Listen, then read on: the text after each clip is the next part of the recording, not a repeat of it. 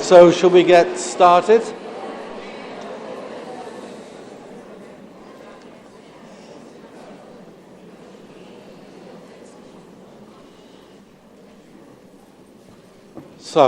Good afternoon, everyone. Welcome, Guy Claxton. We all know about him. Thank you. This is the best introduction I've ever had. So now there is no pressure. So, this is my third and final appearance. It's nice to see so many of you have stayed, but you've stayed to hear Sugata at the end. So you have to stay and hear me one more time. So this afternoon, I want to develop some of the ideas about approaches like building learning power. Building learning power is one version of a range of different approaches to education, predominantly school education, which are trying to take seriously the idea that we should be explicitly aiming to develop the characteristics below the line that I was talking about the other day. And we'll look at some of the other approaches in a minute. But I want to give a bit of background, and then I want to add a new element to these kinds of approaches. I think there is a battle going on in many countries of the world for the soul of education at the moment. A lot of people are agreed that something needs to change, but they disagree violently about what it is that needs to change and the direction of change. So I am very clearly on one side of this battle. It will not surprise you to know that I am on the side called the good guys. Because I am a guy, so I'm on the side of the good guys. But first of all, we have to have a quick look at the bad guys. So there is a pressure to change in education, some of it coming from a neoliberal lobby, some of it originating in the United States, but not all of it, and some of it being picked up around the world, particularly by more right-wing governments, which broadly has these characteristics. It's all about trying to increase test scores. It's all about trying to beat Finland and Singapore in the PISA tables, as we've heard from several of our speakers. That seems to be the bottom line within this approach. And the way to try and increase those test scores has a number of characteristics. First of all, increased pressure on teachers and pressure of accountability. So more testing, more treating you like faulty technicians in delivering education, and that if we can increase the quality control on people like you, that will make you transmit the knowledge and raise the test results more effectively. So the bad guys use tools like changing the nature of pay, performance-related pay, and threatening school closures, or this is going on in my country, certainly, threatening school closures and putting more pressure on teachers to do that. An increased pressure on standardized testing, which measures the lowest level, the most superficial level, as Christian was talking about this morning, of knowledge mastery, often reduced to multiple choice testing, establishing only the most basic factual comprehension, and obsessing about literacy and numeracy as if they were the be-all and end-all of education, as if they were the most important markers. I wouldn't disagree for a moment that literacy and a certain amount of numeracy are really important, but I think there's another thing which is even more important, which you could call learnacy, literacy, numeracy, and learnacy. And unfortunately, the bad guys all too often sacrifice learnacy, the pleasure, the skill, the love of learning, in order to try and squeeze up those test results a little bit more. Along with this often goes a kind of economic concern with the virtues of the free market, with privatization of schools, the naive and frequently discredited assumption that if we turn schools over to some kind of financial motivation or some kind of financial pressure, then this will automatically have the right kind of effect on what's going on in schools, that it will increase test scores. So you get increased commercialization, you get the charter school movement in the US, and you get huge amounts of investment of private money. This is largely about the privatization of education, driving those kinds of approaches. So you have, for example, I read the other day this is a very good article called "The Coming Revolution in Public Education" in the Atlantic magazine from the US about a couple of months ago. You can read in that article, it has lots of links to very good research backgrounds. It's a really interesting article. And one of the things I discovered from there is the increase in what we call in English product placement in school examinations. So, for example, instead of doing sums that are about a farmer and a tractor and the size of his field and so on, you can now find examinations in some countries of the world which are about Bob and Joan go to McDonald's and they order so many Big Macs and so many drinks, and then they decide to go large and have they got enough money if they get so much pocket money a week. I mean, really extraordinary developments. And sometimes, as you will find in this article, misrepresentation of evidence about the success, the educational success of these kinds of pressures and these kinds of changes. So in terms of my value system, those are the bad guys. The good guys, I've already, a lot of us here have been talking about various versions of the good guys. The good guys see education not as about squeezing kids through tests, but about preparing them to cope well in a complex world, whether they're going to be high flyers or low flyers, whether they're going to be working in the University of Buenos Aires or flipping burgers in McDonald's. They still deserve that 10 or 12 years of education, which is going to prepare them well to live lives that are happy, fulfilled, responsible, satisfying, and so on. So preparation for life, not just for university and not just driven by the commercial imperative, that elusive beast called the world-class workforce that all our countries seem to be trying to produce.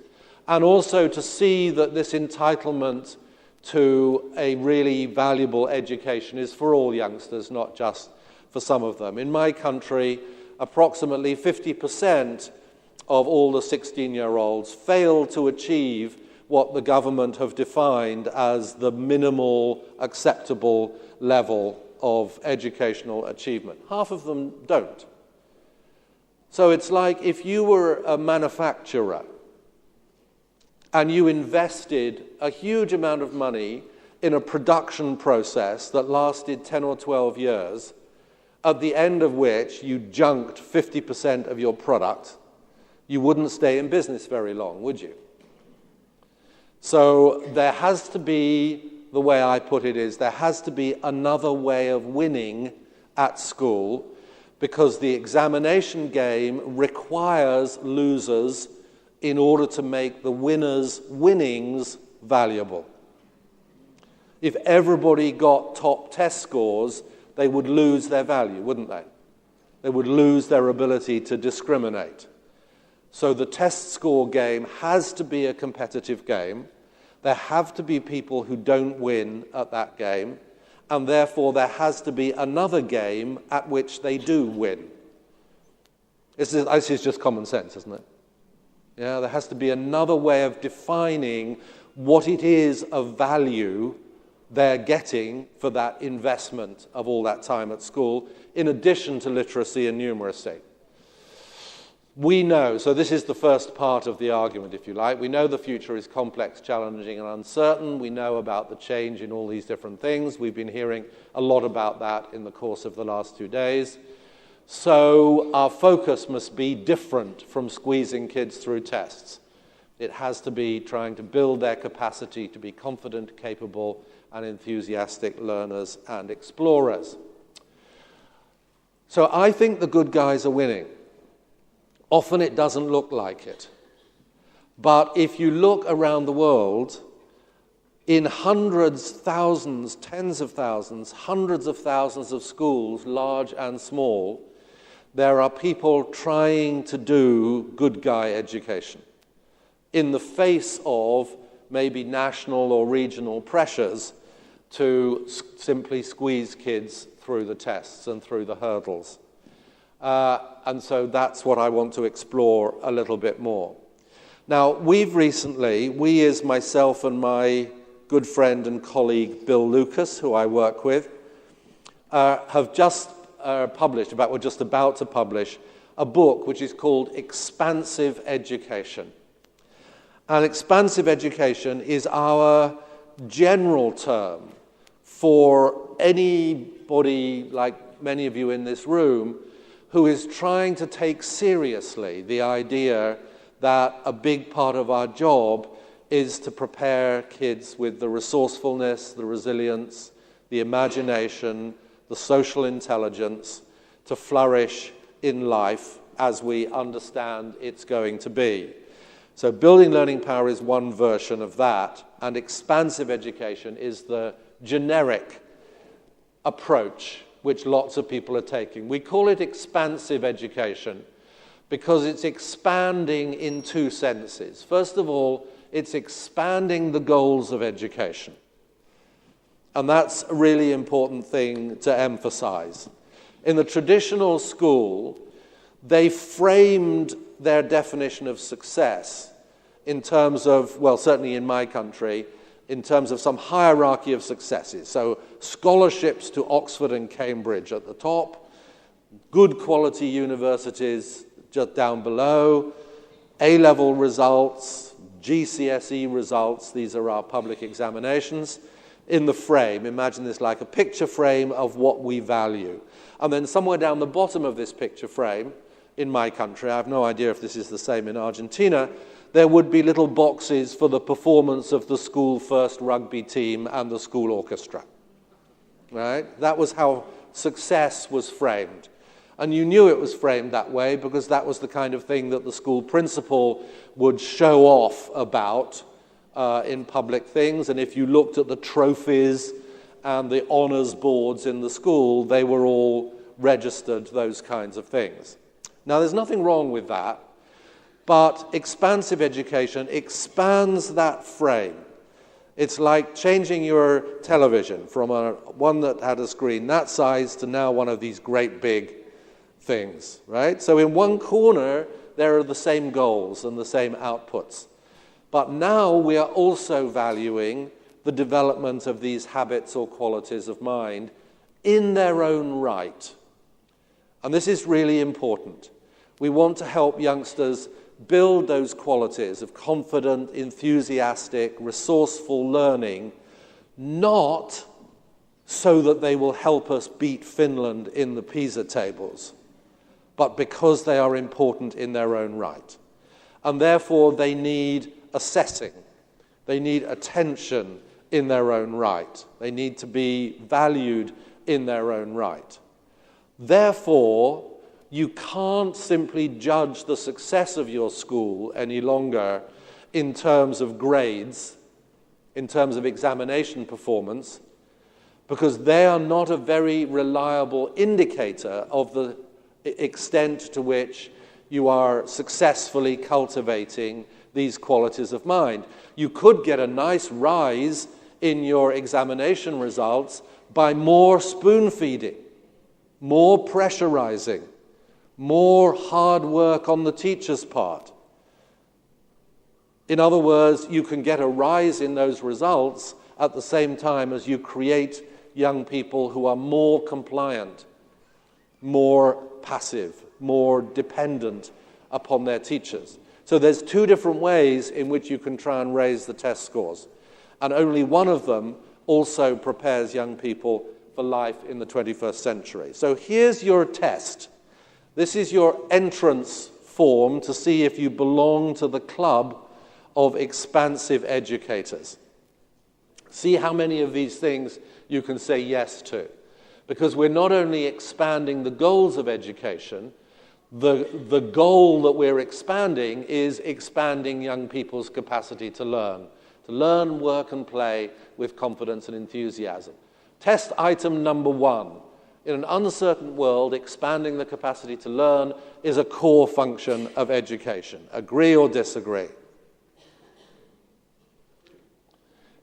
You can do this publicly or privately, ever you like. But this is just a little kind of checklist to see whether you're eligible for membership of this global army.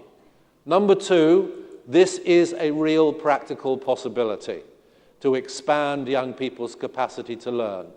In other words, the capacity to learn is different from that fixed notion of intelligence. Right? The kind of IQ notion that is around in a lot of educational cultures, that the most important thing to know about the youngsters in your school is how big was the pot of general purpose mental resource that the good Lord or their genetics, whichever you prefer, equipped them with when they were born. And it doesn't get any bigger as they get older, and it affects everything that they try to do, and it sets a ceiling on what they can be expected to do or expected to do easily. Familiar? I don't know if this cultural virus has infected the educational world in Argentina, but certainly very much so in my country and in some other countries as well.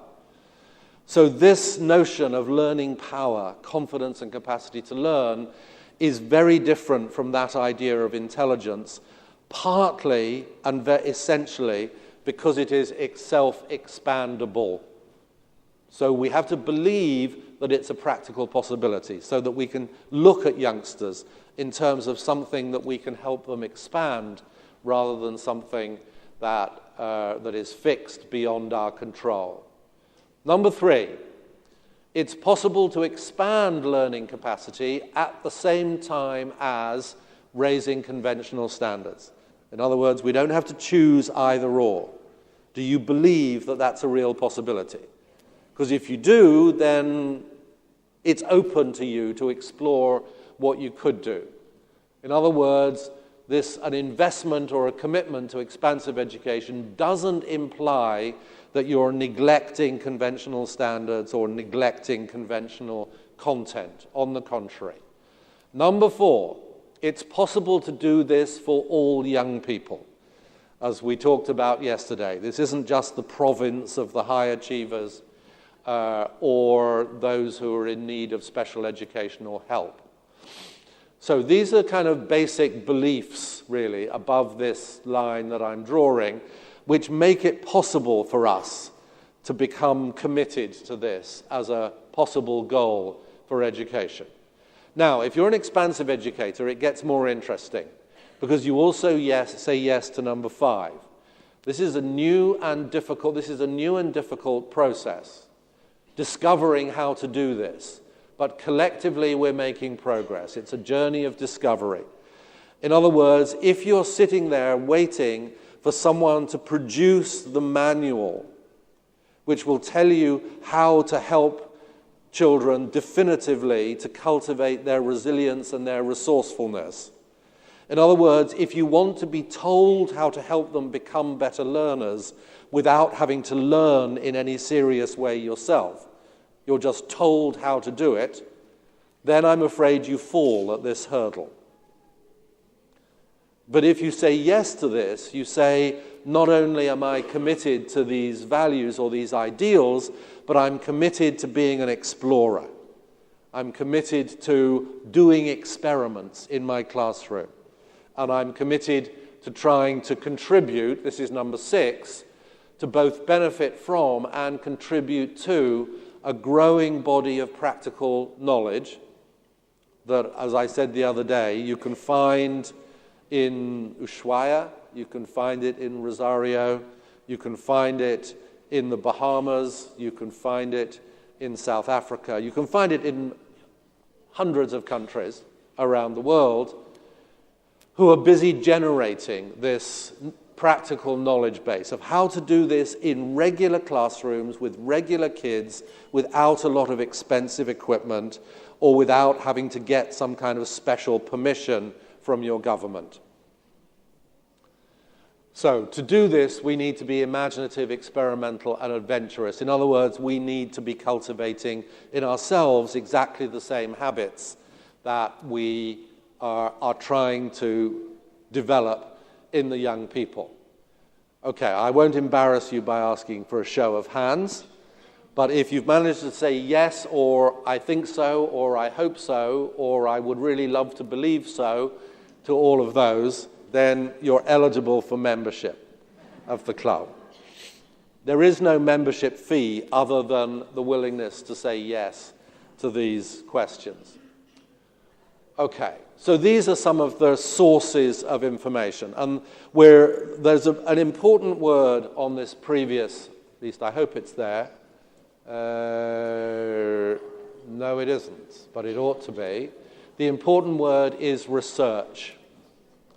Because we are, as it were, joining with academic researchers as part of this international intention. These are just a few of the people who are pioneering research-based knowledge about how to do these practical things in classrooms. Art Costa's Habits of Mind, some of you will be familiar with that. Ron Richart's Thinking Routines. There's a very good new book just published by the Harvard team around how to build into the life of the classroom mental exercises that help the kids get smarter as they go along. David Perkins' notion of thinking dispositions is very close to some of these other thoughts. And one version of John Hattie's visible learning. We heard more from Tristan this morning about John Hattie's visible learning. And there are two different senses to that phrase of visible learning. One of them is we become interested in the processes of learning. We make the process of learning visible, salient, interesting, capable of being talked about in the classroom. The craft of learning itself becomes explicit in the classroom. And secondly, visible learning means teachers, we as teachers, become more sensitive to the learning that's going on in our classrooms. In traditional education, teachers had a rather crude vocabulary for looking at children in their classrooms. The basic vocabulary in my country was, are they bright or not very bright? Are they able or less able? Do they try or do they not try? And sometimes there's another category which is mitigating circumstances. Are they having difficulties at home or something like that? So the way we would diagnose whether kids are doing well at school or not would be some combination of those three factors. Are they familiar in Argentina? Those three? Okay. So as we make the process of learning more visible, we also develop a more sophisticated vocabulary for talking about what's going on at the learner's end of what's happening in classrooms, and we as teachers become more perceptive. We develop a finer set of lenses through which we can look at what the children are doing in our classes and in our lessons. The International Baccalaureate, if it's well done, and I've had some interesting conversations with Tristan over the last couple of days because he knows an awful lot about the IB. Philosophy for Children.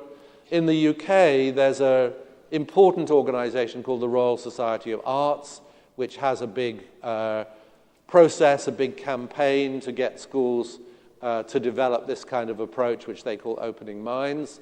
Lois Hetland at Harvard has done some lovely work on what she calls studio learning, getting the children to develop that culture of craftsmanship, and so on. And the OECD and a range of other organizations are also contributing. So this is some of the research base, if you like, behind these things.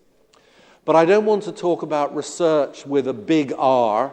I want to talk about research with a small r, the kind of thing that we can all be doing in our classrooms. Partly to generate, to contribute to this small-scale, practical, growing knowledge base about how to teach in a way that builds these qualities of mind. But also partly to think about how we develop our own roles. This is another quote from our old friend John Hattie, slightly different. The most important thing, this is from his research, is the specific mind frames that teachers have about their role, the way we think about our roles as teachers. And most critically, a mind frame within which we ask ourselves about the effects we're having on our students. The most powerful way of thinking about a teacher's role is for teachers to see themselves as evaluators of their effects on students. In other words, we become good researchers, good observers.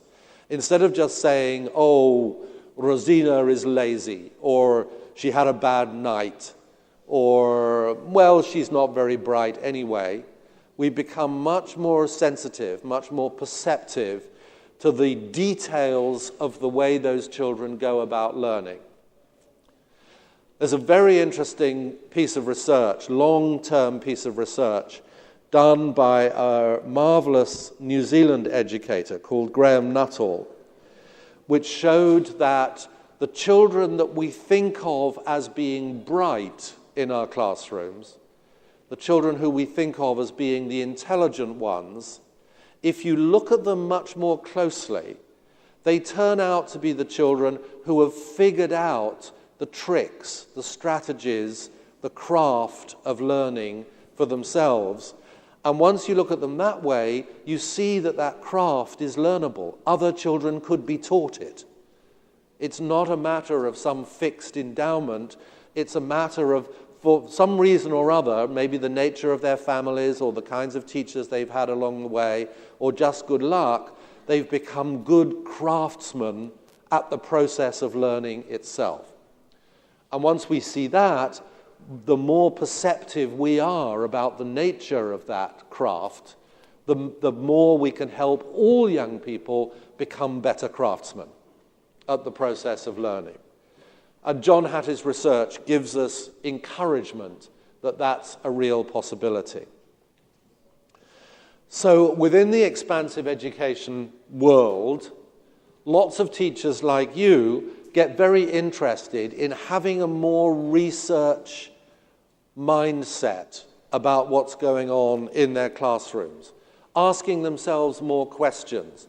Why is it that that group of boys always seems to be never finishing their work, or they're so reluctant to look at their mathematics that they've done that they don't learn from it, or whatever? We don't blame the children. We don't look for causes that are beyond our control. We look for hypotheses that we could do something about. And the hypotheses are always of this sort.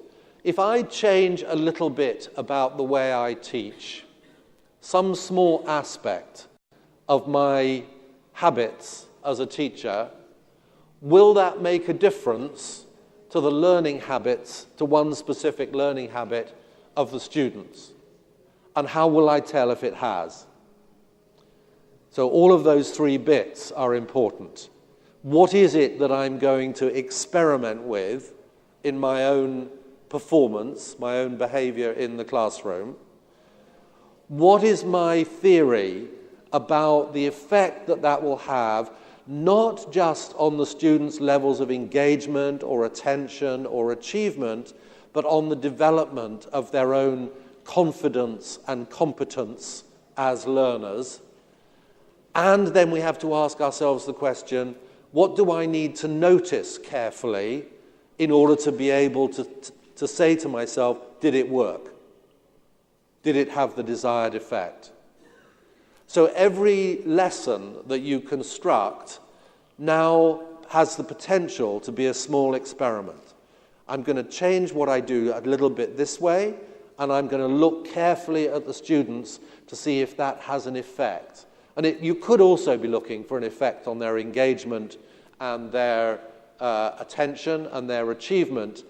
But within the expansive education framework, the gold dust, the little nuggets of gold is, are they becoming more independent?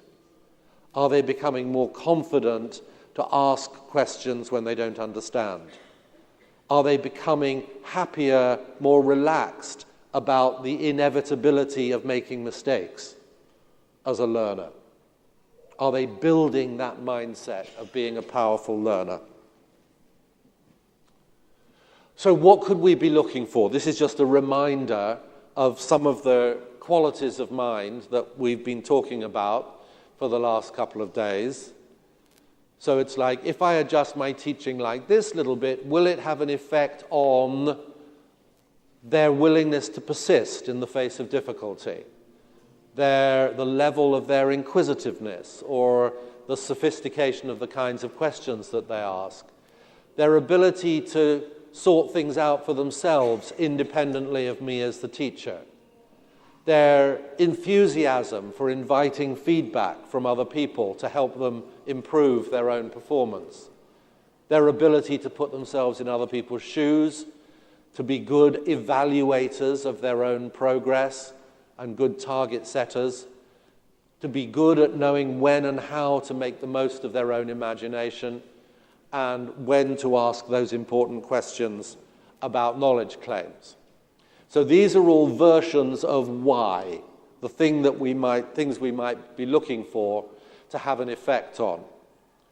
And what are some of the kinds of things that we might change? Well, some of these will be familiar from my earlier discussions, so I'm not going to spend a lot of time on this slide.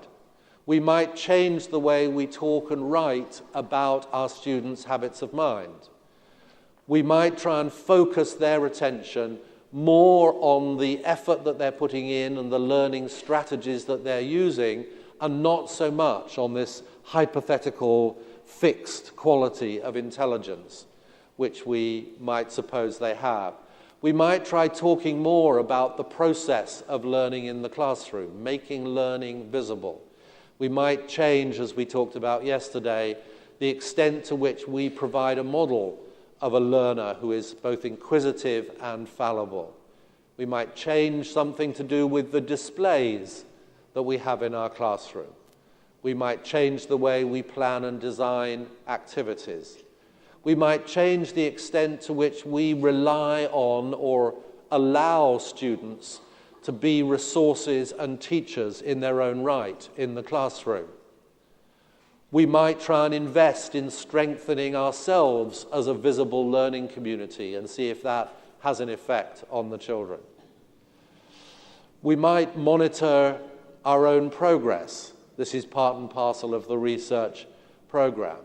We might see if it makes a difference if we talk to their parents in a slightly different way to see if we can help to build up their learning muscles.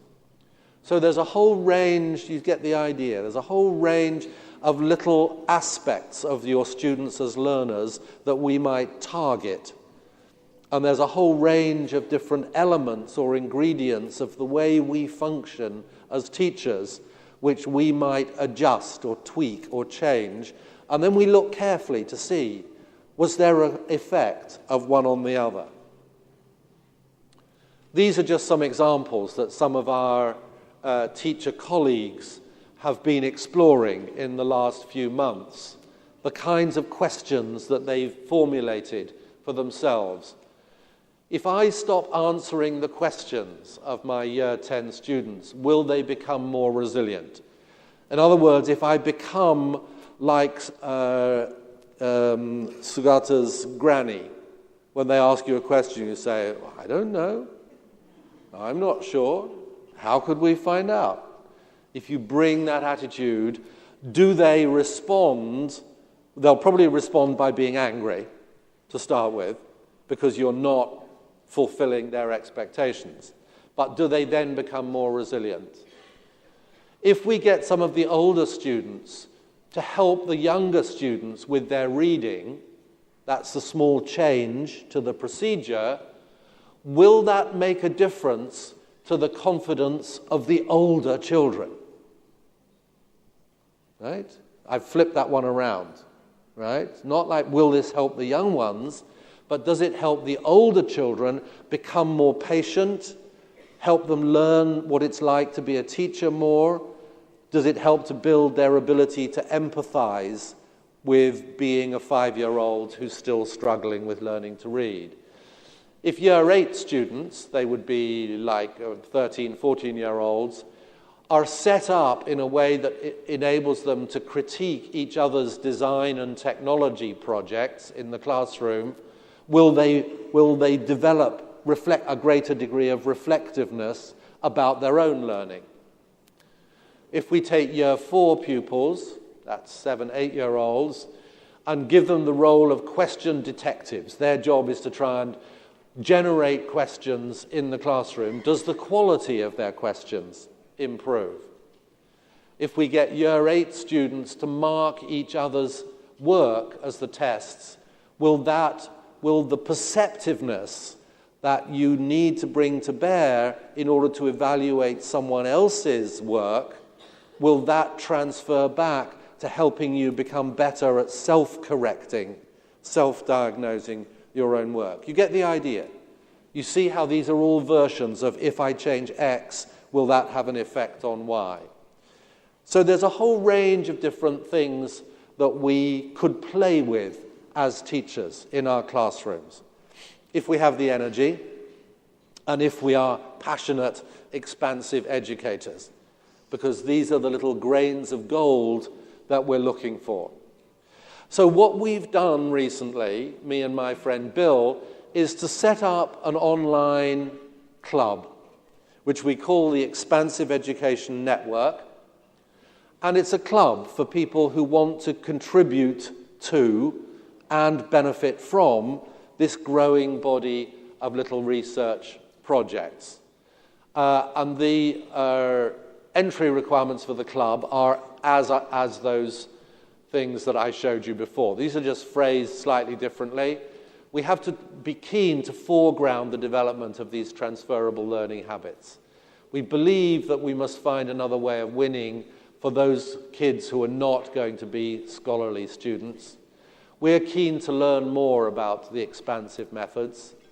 We're committed to experimenting and inquiring, to contributing as well as benefiting from, and we're willing to record our inquiries and share them freely. That means that we need every so often to put in the little bit of work of writing 300 or 400 or 500 words to describe what was the problem, what did I change, who were the students, what did I do, how long did I do it for, what was the effect on the students, what did I notice or measure about them, what did I learn from the process, and what's my next experiment going to be. That requires a bit of effort, but it's only 300 or 400 or 500 words. That's like 1 page of writing. So it's not a huge amount that we generate. I'll give you if you're interested, I'll give you the the web address of the Expansive Education Network at the end. We don't yet have a branch in Argentina, I'm afraid, or in South America. There are branches in Poland and Australia and the UK at the moment, but it's only a new baby, this process. But we're trying to see if it's something that teachers would be keen about. So my final thought, really, is that in order to contribute, in order for the good guys to win and to keep winning, what do we need? Well, I don't think we need anybody else's permission. There's lots we could do in the privacy of our own classrooms. We don't need fancy kit. Not everybody, if you're lucky enough, everybody might have a Samsung Galaxy notebook or an iPad. But if you're not, that's not an excuse for not exploring the human scale, human interaction, face-to-face effect that we are having on the children as they grow up. What we need is really to understand that this is a possible project. We need a bit of imagination to be thinking about what are the ingredients that we might go about changing. And we need a bit of courage and a bit of determination and a bit of effort to be making these contributions. You may be familiar with this quote from Goethe. It's much quoted because it's encouraging and a source of inspiration. Whatever you do or dream you can, begin it. Boldness has genius, power, and magic in it. Begin it now. Thank you.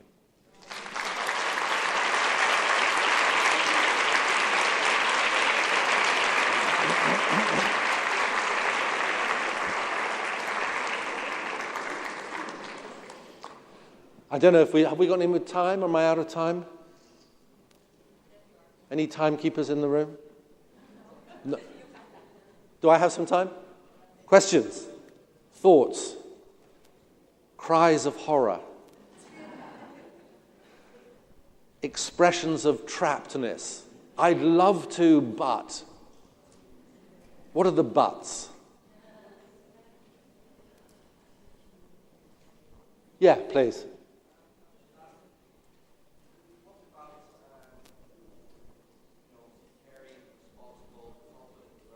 Yep.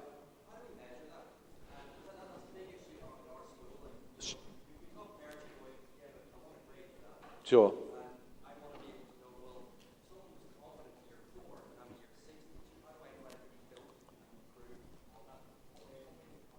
Yeah, crucial question, which was the sort of, in the way, the hole in the talk that I've just given, which is how do you get some indication that you are having a positive effect on these qualities or habits in young people? The answer to that is there's no one perfect way, but there are lots of ways that can add up to good quality evidence. So if you want to know, for example, that your kids are more resilient than they were 6 months ago, so you have to make some baseline measure 6 months ago and then do it again, what could you do? You could design a self-report questionnaire. Get the kids to rate themselves. I love it when something makes me think hard. Always, sometimes, rarely, never. Right? Sorry? Oh, okay, thank you. And so on. It's like you can we have some versions of that which have been well trialed, which have been checked for validity and reliability. You can get some information about those on the Building Learning Power website if you like. You could get judgments from teachers' observations. All of these have some flaws, but they're not useless. They're not worthless because they've flawed. You could set your students a task which you know is just beyond their capability, and you could observe how long do they persist. How well do they make use of hints or information that you give them? There's a very powerful educator that you may have heard of called Feuerstein, Reuven Feuerstein. And he devised a very sensitive assessment tool of this kind, which he called dynamic assessment. In a way, it's the most valid. If you want to know whether someone is resilient, give them something difficult and see if they're resilient. Measure how long they stick with it, or the quality of their struggling, or the questions that they formulate, and so on. Some of our schools get the kids every so often to orchestrate for themselves a 360-degree appraisal. So you collect testimony or examples or evidence from your mum and from your teacher and from your football coach. One more question, then we have to finish. Okay, thank you very much indeed. So it's a really big and important issue, but schools are kind of contributing, and individual teachers are contributing to this.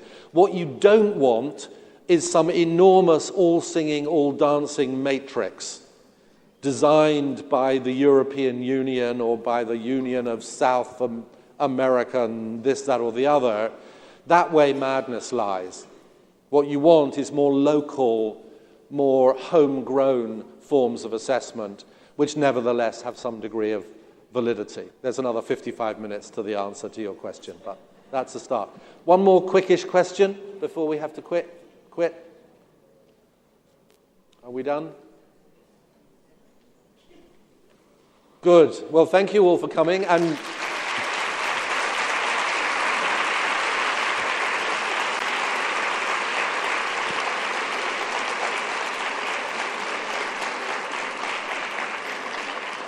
I was going to say, go forth and expand.